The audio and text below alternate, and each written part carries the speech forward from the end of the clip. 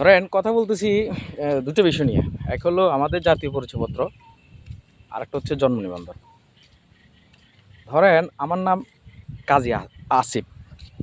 হ্যাঁ, এখন আমি সুন্দর করে একদম প্রপার যত ডকুমেন্ট আছে সব দিলাম, জন্ম নিবন্ধন, সার্টিফিকেট, আদার্স যত ধরনের ডকুমেন্ট আছে, টিকার কার্ড, মানে যা যা দরকার আর কি, আইডি কার্ড, যেটা আমরা সচরাচর বুঝি, তো সবগুলো দিলাম ঠিকঠাক, একদম অ্যাকুরেট।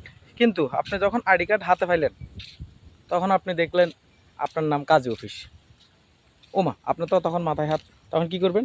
আপনি দৌড়াই যাই আবার নির্বাচন অফিসে গেলেন, এটা ঠিক করতে হবে, সংশোধন করতে হবে। আপনি কিন্তু সংশোধন করতে হবে, এখন সংশোধন করতে গেছেন, এবার আপনার সার্টিফিকেট লাগবে, ওই আবার জন্ম নিবন্ধন লাগবে, ওই মা বাবার এনআইডি লাগবে, কত যে রেফারেন্স। এখন আমার প্রশ্ন হচ্ছে, প্রথমে তো আমি এই রেফারেন্সগুলো দিছিলাম, তারা ওই রেফারেন্স ধরলো না কেন? বা এই যে ভুল করলো, এটার মাসুলটা কি আমি দিব?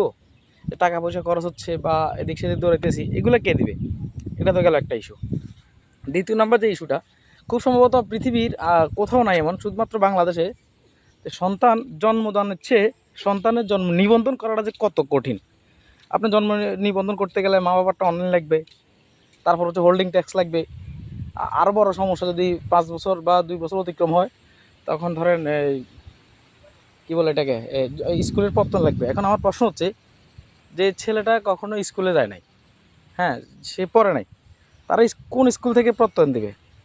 বা ধরেন দিলই, দেওয়ার পরে আপনার হোল্ডিং ট্যাক্স লাগবে বা এটা সেটা অনেক কিছু। সে একজন বাংলাদেশের নাগরিক, জন্মের পরেই এটা স্থানীয় সরকার এটা করে নেওয়ার দায়িত্ব।